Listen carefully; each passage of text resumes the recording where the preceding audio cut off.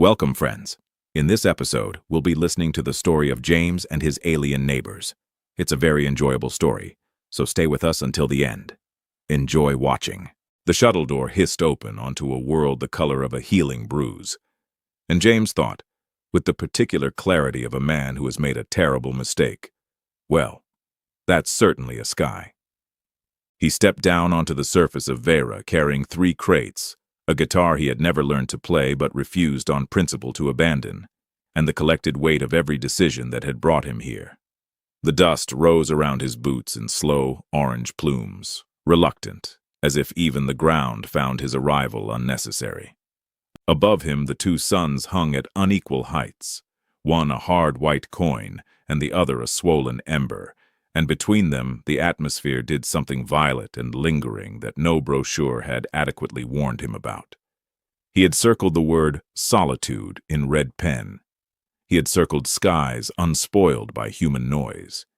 He had, in retrospect, circled a great many things without asking the obvious follow-up questions. The shuttle pilot, a bored woman who had spent the descent chewing something that smelled of tar, leaned out of the hatch. Rose that way. Prefab 6. Water reclaimers temperamental, hit it twice, not 3 times. She paused, and something flickered behind her eyes that James would remember later and hate himself for ignoring. Good luck out here, friend. I don't need luck, James said. I need quiet. The pilot looked at him for a long moment. Then she laughed, once, the way you laugh at a joke told at a funeral, and pulled the hatch shut. The engines coughed. The ground shoved, and the shuttle lifted into that impossible sky and dwindled to a speck, and then to nothing at all, and James was alone on the frontier exactly as he had planned to be. He turned to survey his new kingdom. It was, he had to admit, magnificently bleak.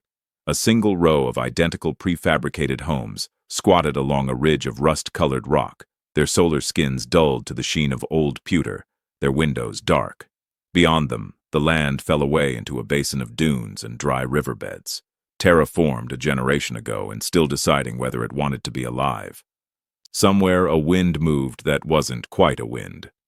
The silence pressed in from all directions, vast and total, and James stood in the middle of it and felt, for the first time in 14 months, that no one on any world knew precisely where he was or how he was holding up, and no one was going to ask. It was perfect. It was everything he had wanted. He congratulated himself, out loud, because there was no one to hear it. James, he announced to the dunes, you magnificent hermit, you've done it. The dunes declined to comment. Prefab 6 accepted his palm on the lock after 3 tries and a threat.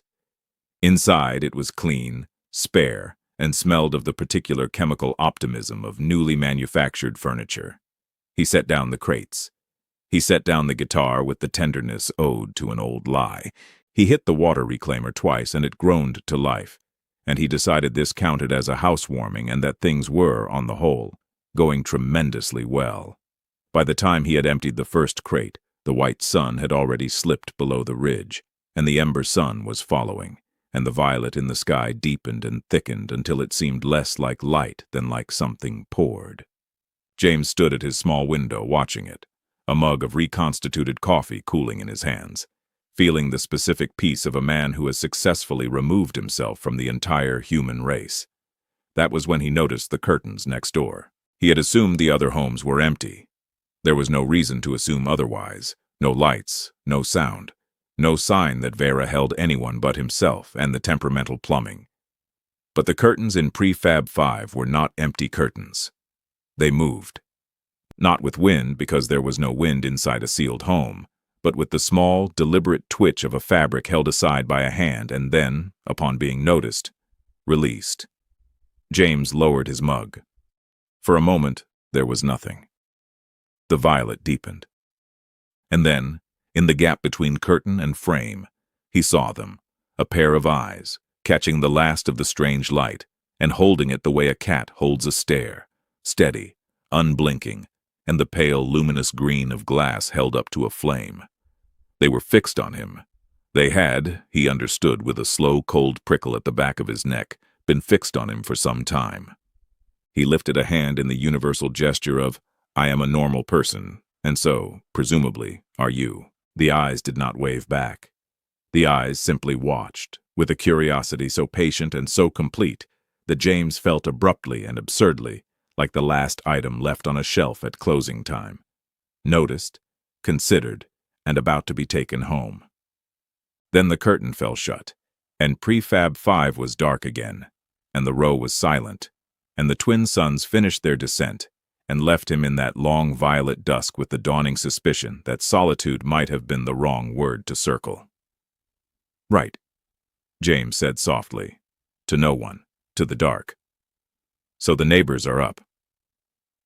James slept badly, which he blamed on the mattress and not on the eyes, and woke to the white sun already glaring through the window and something waiting on his doorstep. It was fruit, a small pyramid of it, arranged with a care that unsettled him more than carelessness would have, 5 or 6 pieces, heavy and round, the deep amber of sunlight trapped in resin and faintly, unmistakably, glowing. Not brightly, just enough that he could see it pulse, slow and even, like something with a pulse. It smelled of citrus and warm bread and a third thing underneath that his brain kept trying and failing to name, the way you fail to name a song you've known your whole life. James crouched over it in the doorway and regarded it with deep suspicion. "No," he told the fruit. "It's a welcome," said a voice.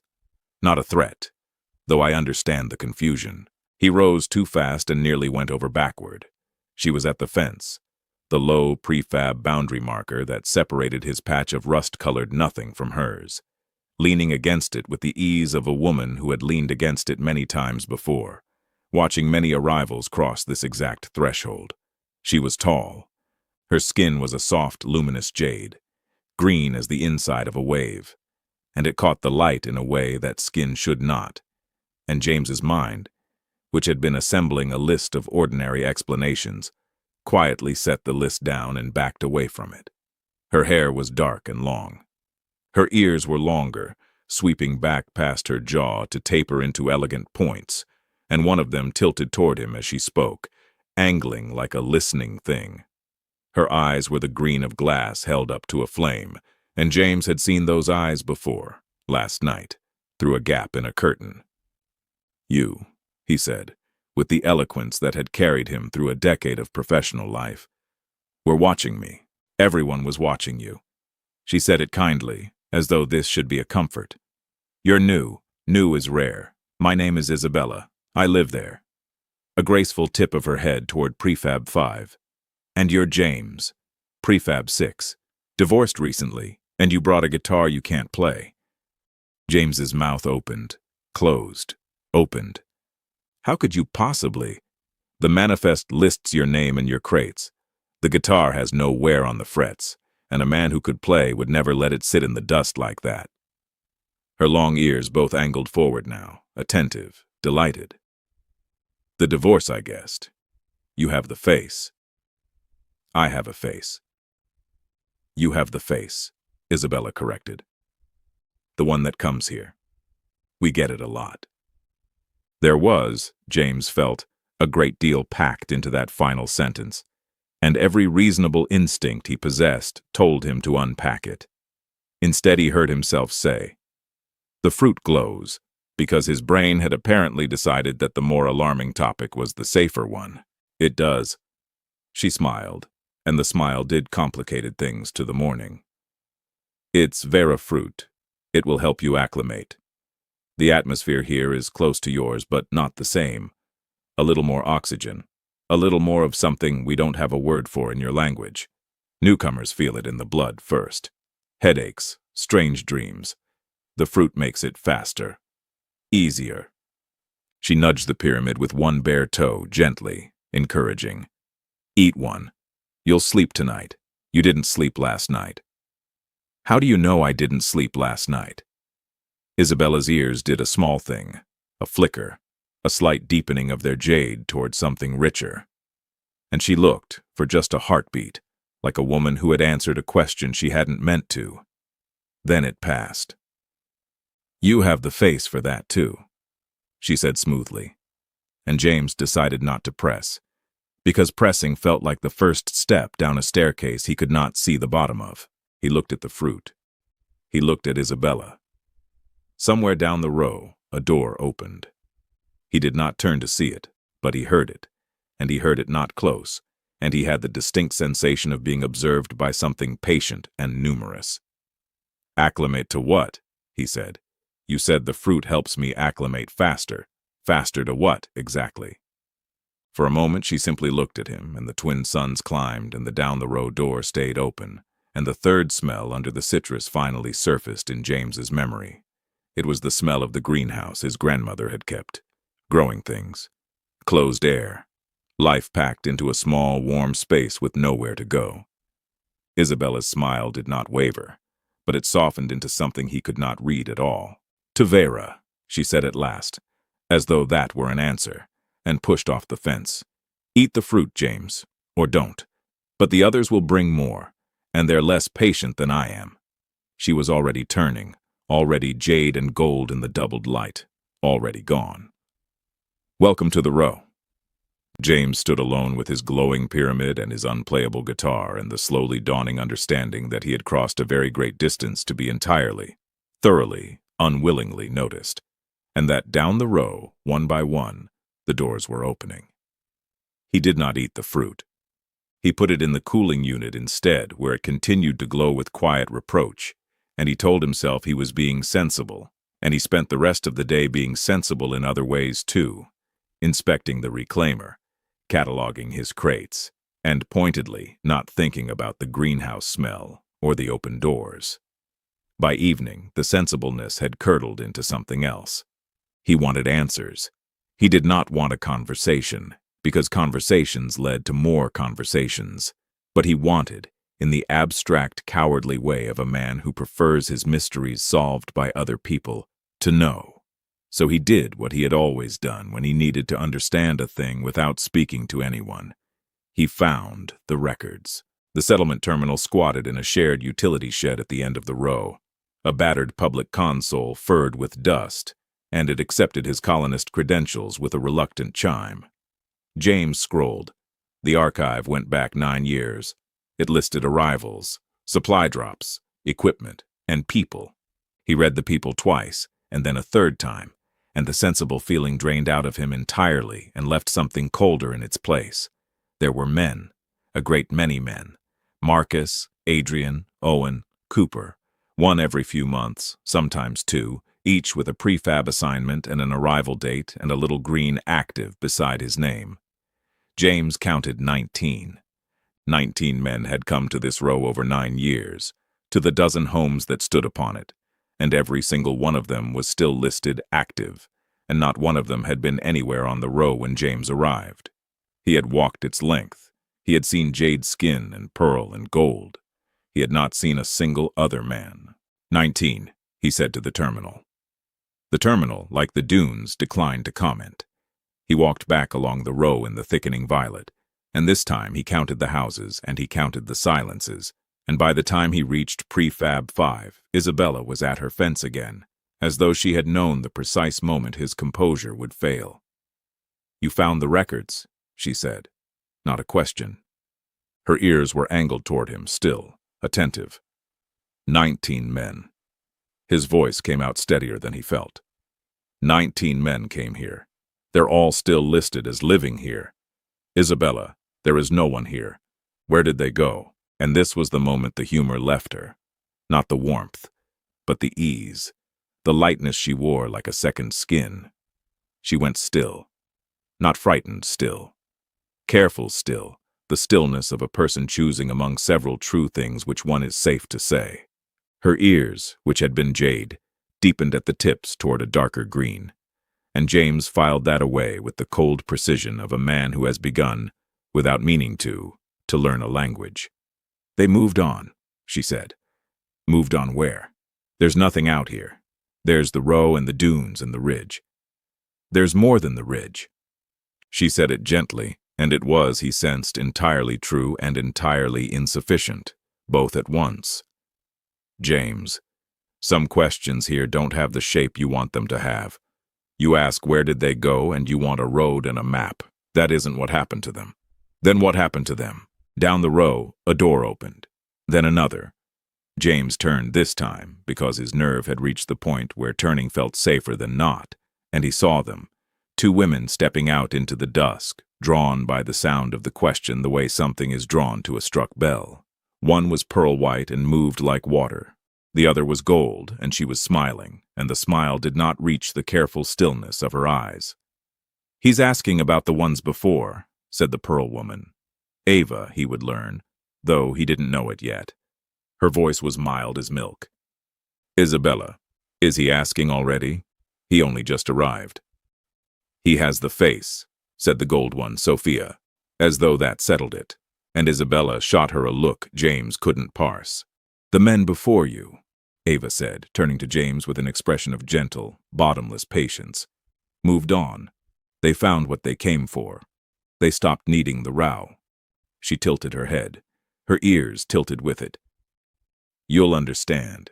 Everyone understands eventually. It only feels strange now because you're new, and new is the only hard part." "Somewhere better," Sophia added warmly, and her ears deepened at the tips exactly as Isabella's had.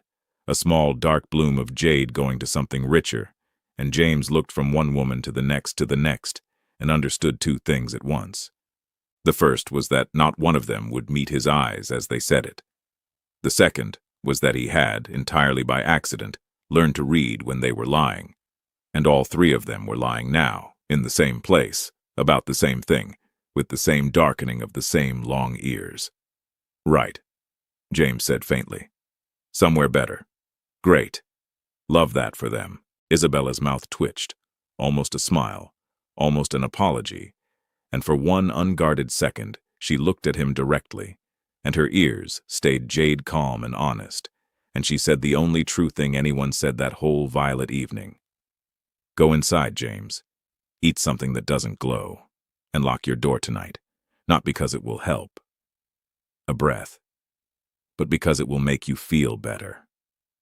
Then all three of them turned back toward their homes, unhurried, luminous in the failing light, and left him standing at the fence with 19 active names and a lock that would make him feel better, and no man anywhere on the row to feel better along with him. He locked the door. It did not make him feel better.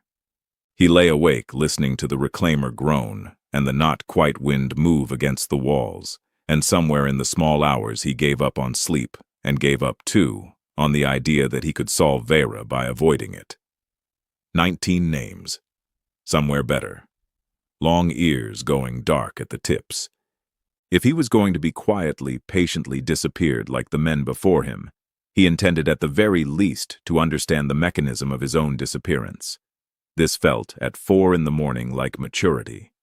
In daylight it would feel like what it was, which was curiosity dressed up in a coat it had stolen from courage. So when Isabella appeared at the fence the next evening, and she always appeared at the fence, precisely as the white sun touched the ridge, with a regularity he was beginning to find less alarming than reassuring, which alarmed him.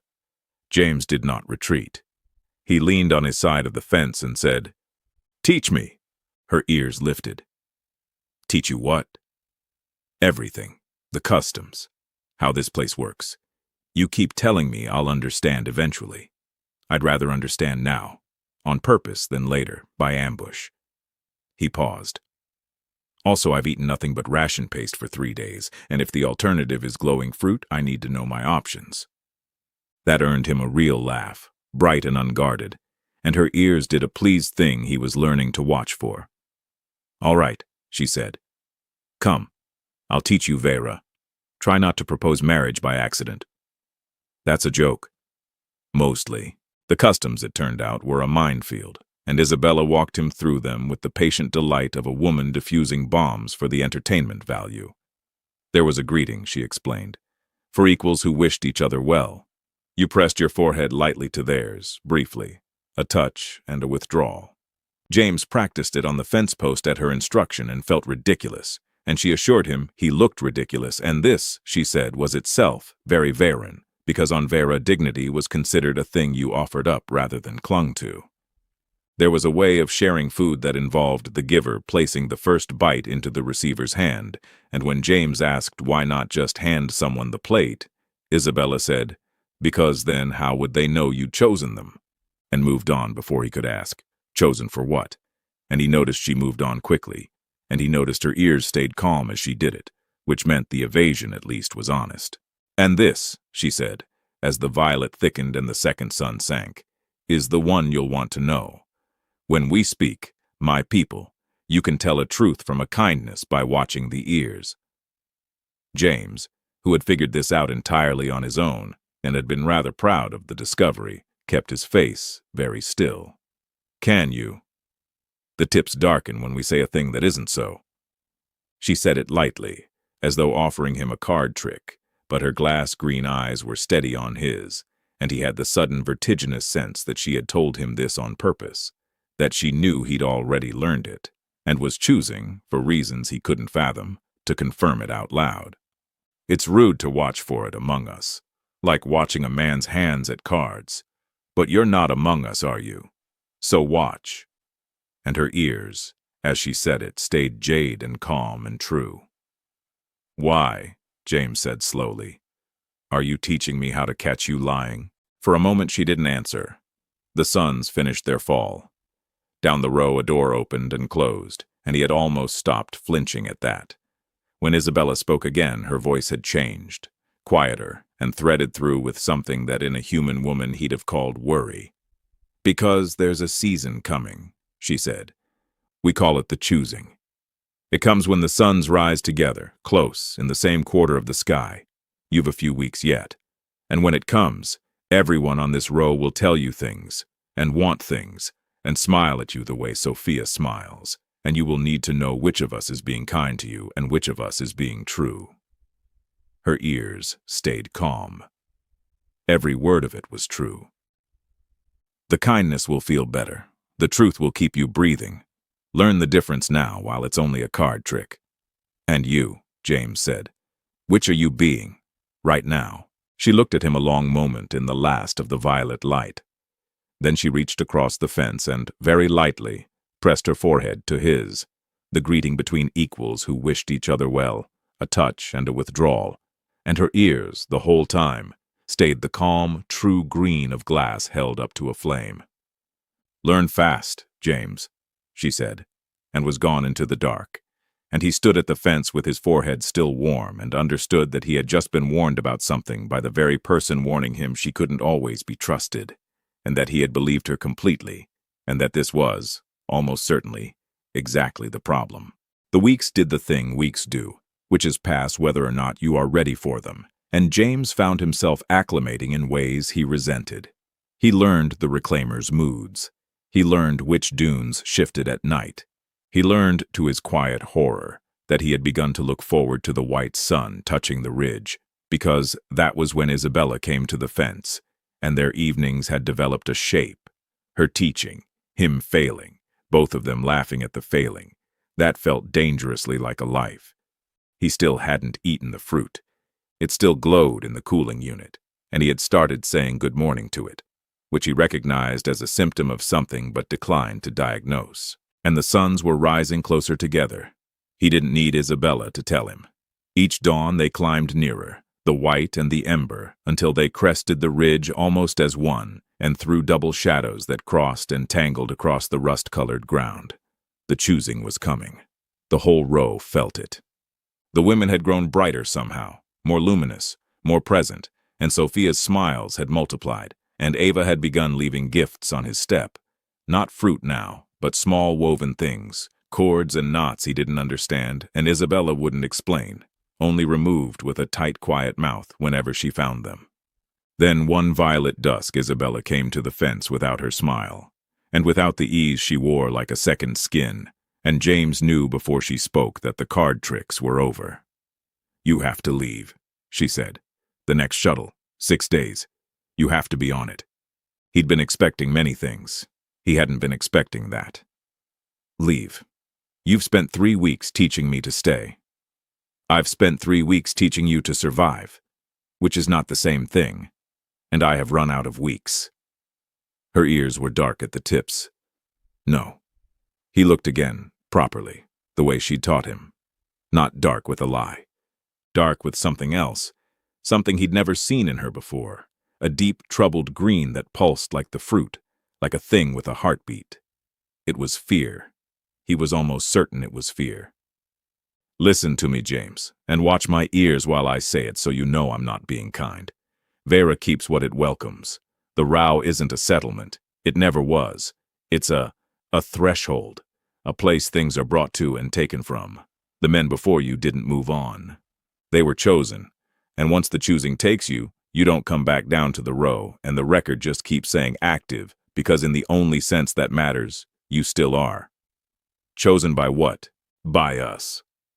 The word cracked out of her. Her ears stayed dark, stayed true, stayed terrible. By whichever of us reaches you first when the suns rise together. And they've all noticed you, James. Every door on this row has opened for you. Sophia's counting days. Ava's leaving binding cords on your step. And I have been standing at this fence every single evening, not because it's a custom. She stopped. Her jaw worked. Her ears did not lighten. There is no custom. I made the custom up. On the first night, when I saw you wave at my window like an idiot, I made it up so I'd have a reason to be here first. The silence that followed had a texture. Down the row, no doors opened. Even they seemed to be listening. So let me understand, James said carefully, because understanding was the only tool he had ever trusted. You're warning me to flee the planet because the women here will claim me during a solar event, and the reason you're warning me, instead of, say, claiming me during the solar event, is that you— He trailed off. Her ears stayed dark and true and waiting. Oh, he said. Oh. That's— Isabella, that is a genuinely terrible reason to save someone's life. I'm aware. You want me gone so the others can't have me. I want you alive, she said fiercely. And I have discovered, to my considerable inconvenience, that I would rather lose you to a shuttle than keep you the way the row keeps people. Those are different wants. I'm trying to honor the better one. It's very difficult, and I would appreciate it if you didn't make jokes. I make jokes when I'm terrified. It's a documented flaw. Ask my ex-wife. He gripped the fence. His heart was doing something complicated and unhelpful. 6 days. 6 days. Be on the shuttle. Don't eat anything that glows. Don't accept any more cords. And whatever you do. Her ears blazed dark, the truest he'd ever seen them. Do not, when the suns rise together, come looking for me. Because I don't know, when the choosing is on me, that I'll be strong enough to send you away twice. She pressed her forehead to his, the greeting between equals who wished each other well, and held it a heartbeat longer than the custom she'd invented allowed. And then she was gone into the dark, and James stood at the fence he now knew was a lie built to keep him safe, with 6 days on the clock and the dawning, disastrous, entirely human realization that he did not anymore particularly want to go. He did not sleep for most of the 6 days, and the ones he did sleep were worse, because the strange dreams Isabella had warned him about had finally arrived. Dreams of green light and open doors, and a warmth that packed itself into a small, closed space with nowhere to go. He stopped saying good morning to the fruit. He started instead watching the suns, which climbed each dawn a little nearer, until on the 5th night they set almost touching, one ember and one white, sinking as a single blurred eye behind the ridge. And James understood with the flat certainty of a man watching a tide come in that the shuttle, arriving tomorrow, would arrive after. The choosing came before the dawn. He felt it before he saw it. A change in the pressure of the air, that third smell from the fruit rising up out of the very ground, citrus and warm bread in his grandmother's greenhouse, life packed close and reaching. He went to the window and the row had transformed. The women stood in it, all of them, out in the violet going gold of the doubled almost dawn, luminous in a way that went past skin, jade and pearl and gold and colors he had no words for, and every one of them was turned toward Prefab 6, toward him. Their long ears were lifted and open and pulsing with slow light, and their patience, the patience he had felt on the first night through a gap in a curtain, the patience of a shelf at closing time, had finally, after 19 men and 9 years, Run out. Sophia reached his fence first. She was smiling. Her ears were dark at the tips. James, she said, warm as gold, the suns are rising. Come and be chosen. It doesn't hurt. Nobody told you the truth of it, but I will.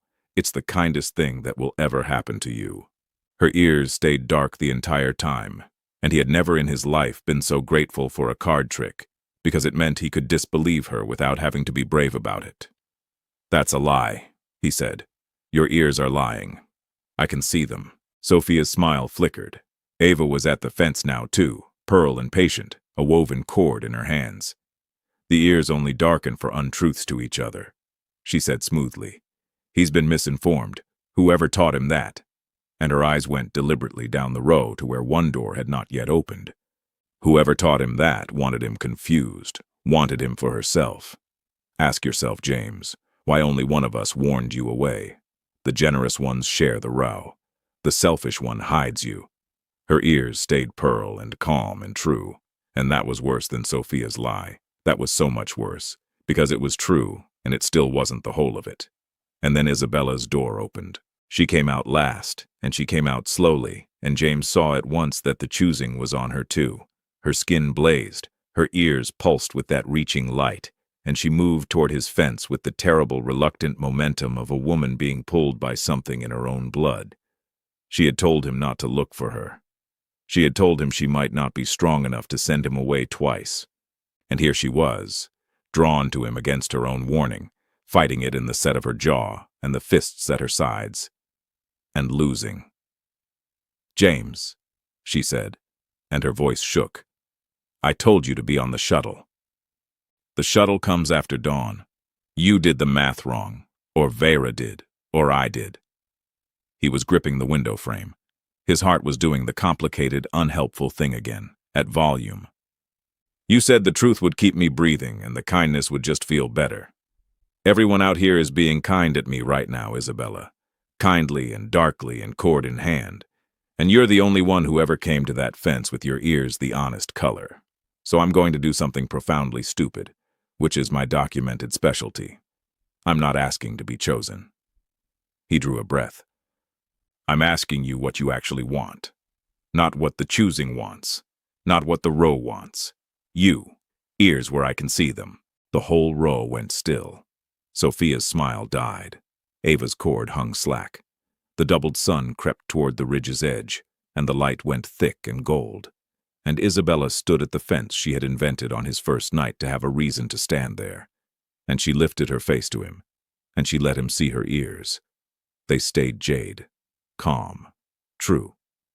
I want, she said, and her voice broke clean in half, to choose you back, not take you. Choose both ways, the way it was supposed to be before the row turned it into a harvest. I want you to come looking for me because you decided to, and not because two suns told you to. Her ears did not darken. Not once. That's what I want. It's selfish and it's honest, and I've never dared say it to any of the 19 because none of the 19 ever asked. The suns broke over the ridge together, and the light hit them both, and James, who had crossed an unspeakable distance specifically to be left alone, opened his door and stepped out onto the row. He stepped out onto the row, and the choosing broke over him like surf, and it was, he would say afterward, the single most undignified experience of his life, which on Veyra was a compliment. The reaching warmth found him at once, the fruit smell rising through his boots, the doubled light pouring gold into his blood, and he felt the pull the 19 must have felt, the sweet, enormous invitation to stop, to be taken, to let the row keep him the way it kept active names in a dusty ledger. It would have been so easy. That was the horror of it and the mercy of it both. It didn't feel like a trap. It felt like being wanted, which for a man who had crossed the stars to be forgotten was a far more dangerous thing. But he had learned to watch the ears, and he crossed the row with his eyes fixed on Isabella's, jade and calm and true, and he walked past Sophia's darkening tips and Ava's slack cord and the open luminous doors, and he did the profoundly stupid thing all the way to its conclusion. He pressed his forehead to Isabella's, the greeting between equals who wished each other well, and he chose on purpose, with two suns screaming at him to do otherwise, to choose her. Something in the row let go. He felt it release like a held breath. The gold light didn't vanish so much as settle, the reaching warmth folding back down into the ground, and the terrible patience that had watched him from behind a curtain on the first night simply finished. Down the row, Sophia made a small, disgusted sound, and Ava dropped her cord in the dust, and both of them turned, unhurried, luminous, faintly annoyed, and went back inside to wait another 9 years for another lonely man with the face. The choosing, it turned out, could not take what freely chose. Nobody had told the 19 that. Nobody, James suspected, had ever asked them to. "You looked for me," Isabella said against his forehead, and her voice was wet, and her ears were the truest green he had ever seen. "You weren't supposed to be able to. It's not supposed to work that way." "I've never once done anything the way it was supposed to work," asked the guitar. She laughed, the bright, unguarded laugh, the one that did complicated things to the light, and then she took his hand and led him past the fence, past the row, up toward the ridge the women never spoke of, and James finally learned where 19 men had gone. Beyond the ridge the land turned green, not terraformed green, not the dry, deciding green of the basin, but living green, a valley breathing under the doubled sun, orchards of the glowing fruit and low, warm houses and people, men, human men, Marcus and Adrian and Owen and Cooper and all the rest, active indeed, walking those orchards beside women with long jade ears, chosen and choosing, gone not into the ground but into a life the row could not contain. They had not been harvested. They had been invited, everyone, and everyone had eventually said yes, but late and half blind, taken by the suns, before they'd ever understood there was a yes to give. James was, Isabella told him, the first to say it with his eyes open, the first to be asked, the first in 9 years that anyone had loved enough to warn. "So the record was true," he said, looking out over the impossible green. "Somewhere better. Their ears should have stayed calm when they said it." "Their ears darkened," Isabella said, "because they were hiding how, not whether. A kindness wrapped around a truth, the most Veyran thing there is." She squeezed his hand. "You'll fit in terribly. It's going to be wonderful." He stayed, of course. He'd come to disappear, and instead he'd been seen. Thoroughly and inconveniently and completely. And it turned out that being seen by the right person was the only disappearing worth doing. He learned to tend the orchards. He learned eventually to play the guitar, badly, and Isabella pretended it was music, and her ears darkened every time she said so, and he treasured every lie.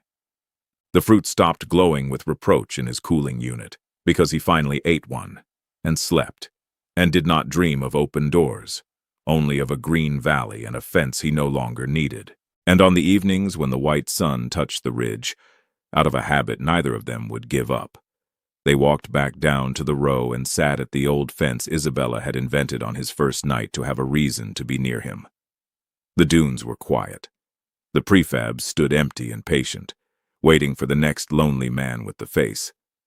The twin suns sank into that long violet dusk, and 2 figures sat watching them go, one human and one not, foreheads close, no longer strangers, no longer alone. "You know," James said, "the brochure promised me solitude." Isabella's ear tilted toward him, jade and calm and true. "Sue them," she said, and the last light went violet and gold and kind, and neither of them moved for a very long time. Some people cross oceans to be found. James crossed a galaxy to be lost, and learned under 2 setting suns that the thing we run from and the thing we long for are so often wearing the same face. He came for silence and stayed for a voice. He came to vanish and discovered that being truly seen by one honest pair of eyes is the only home worth building, on any world. And maybe that's the question Veyra leaves sitting quietly in your chest tonight. What are you really running toward when you tell yourself you just want to be left alone? Is the solitude you crave a shelter, or a fence you built so that the right person would have a reason to stand at it? How would you know the difference between someone being kind to you and someone being true? And if the choosing came for you tomorrow, suns rising together, everything in your blood telling you to simply be taken, would you have the courage James found to keep your eyes open and choose for yourself? Sit with that a while. The best stories don't end when the screen goes dark. They follow you home. The end. We've come to the end of another very enjoyable story, friends. If you liked the story, don't forget to hit the like button, leave your thoughts about the story in the comments below, and subscribe to our channel for more stories. Goodbye, friends.